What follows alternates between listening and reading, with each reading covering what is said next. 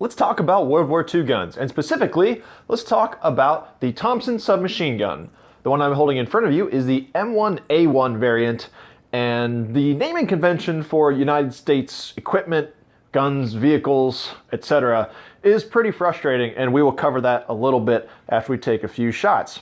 So, this is it. Fires from a 30-round stick mag and is firing the 45 ACP round, that pistol cartridge, which is enormous, and the same round fired by this, the 1911 or M1911.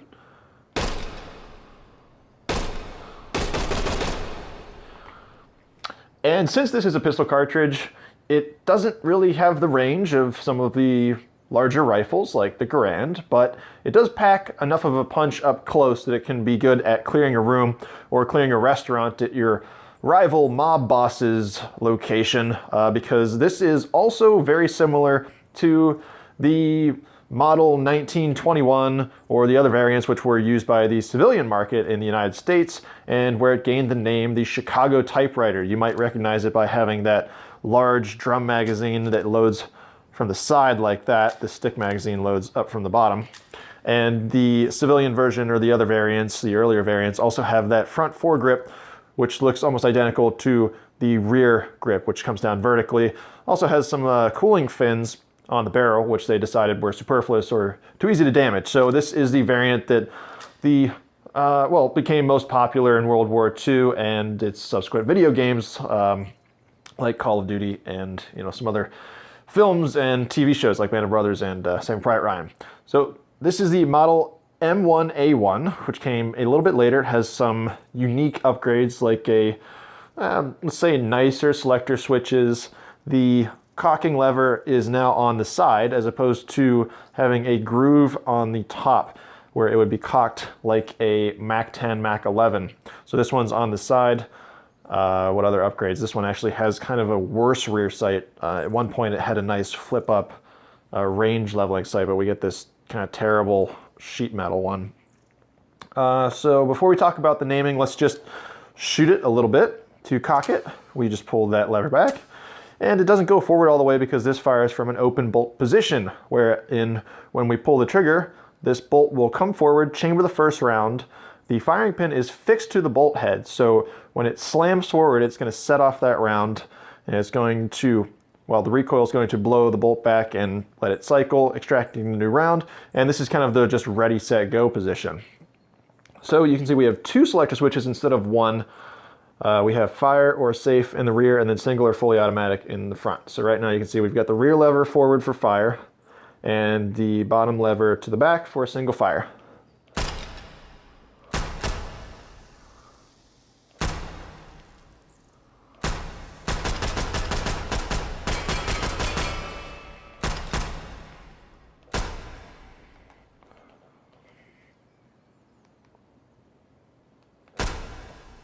You can see it's not the most advanced or user-friendly sight.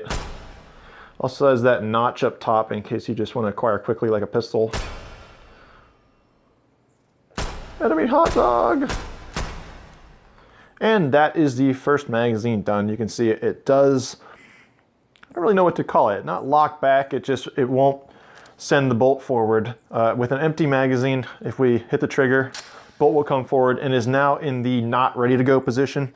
So if we load up a new magazine, nothing's going to happen. So we're gonna have to cock that back. But if we finished out that magazine with these 30-round stick mags, it will stay ready for a new one. The open bolt design, good for cooling. It's not really like they made genuine decisions or had the technology to switch back and forth between an open and closed bolt design. This was pretty prevalent in SMGs of the time. One advantage, yeah, like I said, cooling, but a disadvantage, you can get a lot of dirt stuck in there if you leave that bolt open or if you're just running with it and fall into some mud.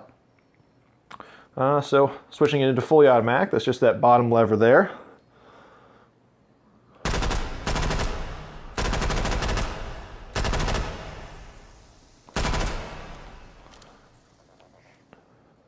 Whoops. Oh no, it's under the floor. I have to use my laser grabber. I wish they had the full drum magazines that we can play with, because it's fun to shoot these guns super fully automatic in VR, not have to worry about logistics, legality, cost of ammo, cost of a fully automatic gun like this. Something like this, which you can actually buy legally in the United States. It's a Class 3 item. You have to jump through hoops and go through extra checks and whatnot. You can buy one of these, and it's going to cost you around $36,000 to $40,000 last time I checked, because they have to be, well, obviously these are clearly pre-1986 ban, but they got to be transferable, they're hard to come by, and just being the nature of a machine gun, a select fire weapon, they're expensive.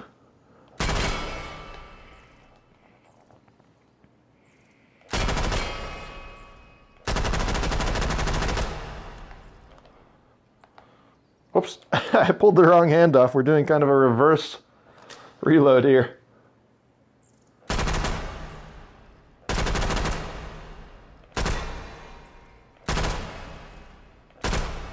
You see, in this game, the gun kicks like crazy. In reality, it doesn't actually kick as much as you'd think, because this gun is super duper heavy. This is a milled piece of steel? I assume it's steel. I don't think they had the aluminum technology back then. With a full wood stock and full wood stock foregrip, or just, you know, wood foregrip.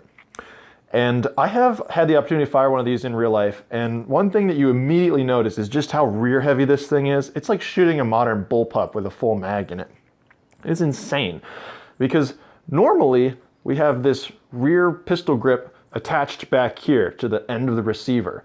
But in this one, the receiver still extends really far back, so you got a lot of metal behind that grip, and you have this full wood stock, which is not exactly light, behind it.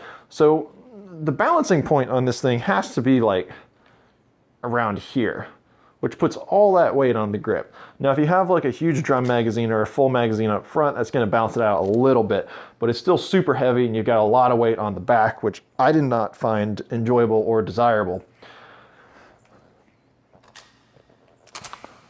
I keep forgetting that it's holding that bolt back for us. So let's just briefly talk about this naming. This is the M1A1, and it started off as the model 1921, I believe. They went through prototypes, obviously, and then went to a more finished product. That was the one that had the bolt up top and just looked a little bit different. That then progressed into the military as the model 1928, and then the model 1928A1, and then the M1A1. So the changeover from model 1928 to model M1 or M1A1, I'm sorry, changeover from M1928 to M1A1 was just because they wanted to kind of standardize the naming, going from years to just numbers.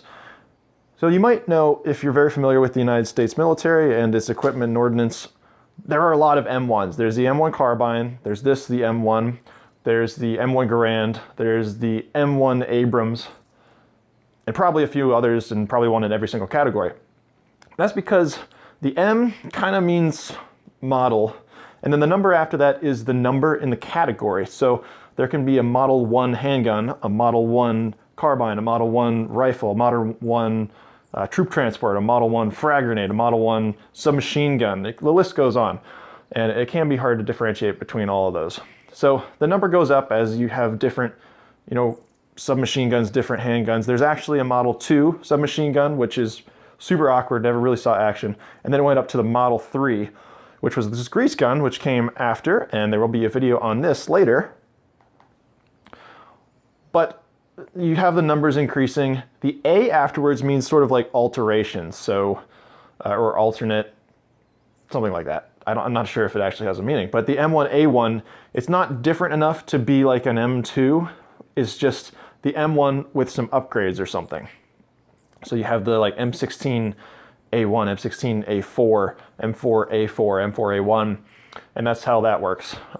Another little fact, there can be an X in front of things, which means prototype or experimental. So that's why we have a gun like the XM8, which kind of looks like that G36, which just went through trials and didn't really go into an M8 rifle. And let's just keep shooting. I'm gonna try and hit that plate out there, but with 45 ACP, I expect some bullet drop. I know there is some in this game. We don't really need full auto for this.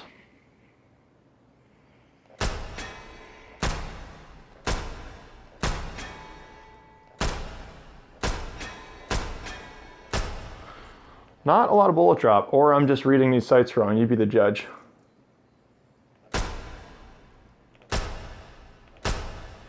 Okay, I can maybe hit it.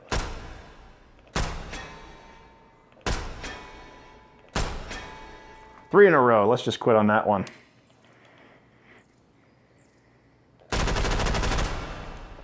Really impressive, the rate of fire. I'm sorry, not the rate of fire. The recoil that this game is asking for. Because this 45 round, huge in a pistol, just pow, pow, but in a heavy submachine gun like this, not too much to contend with.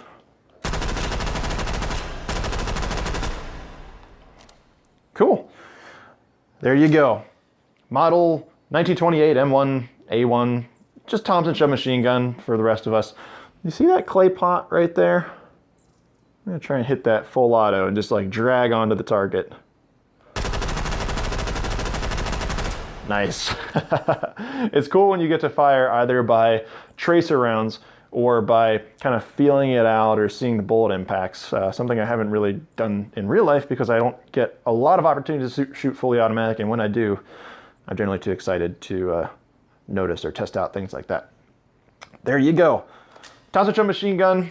Next up, we're going to be talking about the grease gun, some of its advantages and disadvantages, and which is a better submachine gun.